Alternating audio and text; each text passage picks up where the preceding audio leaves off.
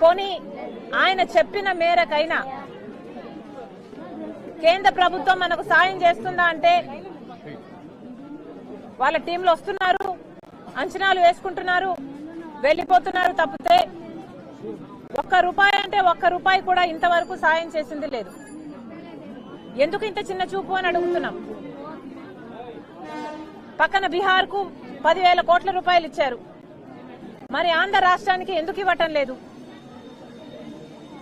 ఆంధ్ర రాష్ట్రం ఈరోజు బీజేపీ పార్టీకి ఎంపీలను ఇస్తే కదా ఈరోజు బీజేపీ పార్టీ అధికారంలో ఉంది.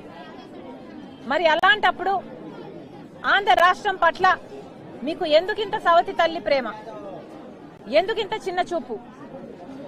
ఇది ఆంధ్ర రాష్ట్రాన్ని అవమానించడం కాకపోతే ఏమిటి అని అడుగుతున్నా. మోడీ గారు ఎక్కడెక్కడో తిరుగుతున్నారు, మన రాష్ట్రానికి ఎందుకు రావటం లేదు? ఆంధ్ర రాష్ట్రంలో ఎందుకు అడుగు పెట్టడం లేదు? మీరు ఇదివరకు ఇచ్చిన హామీలన్నీ తొంగలో తొక్కారు కాబట్టి ఇప్పుడు వచ్చి హామీలు ఇచ్చినా కూడా వాటికి విలువ ఉండదు కాబట్టే మోడీ గారు మన రాష్ట్రానికి రావటం లేదా? 10 సంవత్సరాల ప్రత్యేక హోదా దగ్గర నుంచి 2 కోట్ల ఉద్యోగాలు సంవత్సరానికి వరకు ప్రతిదీ అన్నిట్లోనూ మోసం చేశాడు మోడీ గారు. ఇప్పుడు ఆంధ్ర రాష్ట్రం ఇచ్చిన ఎంపీలతో అధికారం అనుభవిస్తూ కూడా ఇంత చిన్న చూపు అంటే చంద్రబాబు గారిని సూటిగా ప్రశ్నిస్తున్నాము. ఎందుకని కూటమి కట్టారు? ఎందుకని మద్దతు ఇస్తున్నారు? బీజేపీ అధికారంలో ఉన్నంత మాత్రాన మనకు ఒరిగింది ఏమిటి? చంద్రబాబు గారు సమాధానం చెప్పాలి. కేంద్ర ప్రభుత్వం అధికారంలో ఉన్నది మన వల్ల అయితే మరి మనకి ఏం చేస్తుంది? బీజేపీ పార్టీ సమాధానం చెప్పాలి, చంద్రబాబు గారు సమాధానం చెప్పాలి. ఇది వరకు కూడా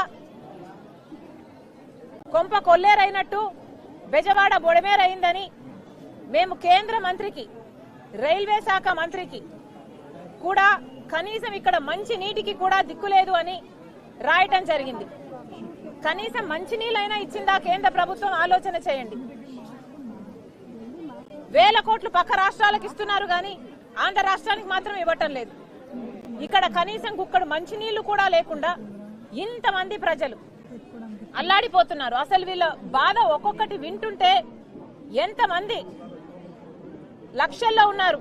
ఇలాంటి కాలనీలు ఎన్నో ఉన్నాయి. వీళ్ళు చెప్పేదల్లా అమ్మా నీళ్లు వచ్చేసాయి, మేము ఏది సర్దుకోవడానికి వీలు లేకుండా మేము అన్ని వదిలేసుకొని వెళ్లిపోవాల్సిన పరిస్థితి వచ్చింది. మేము అన్ని వదిలేసుకొని కట్టుబట్టలతో వెళ్లిపోవడం జరిగింది.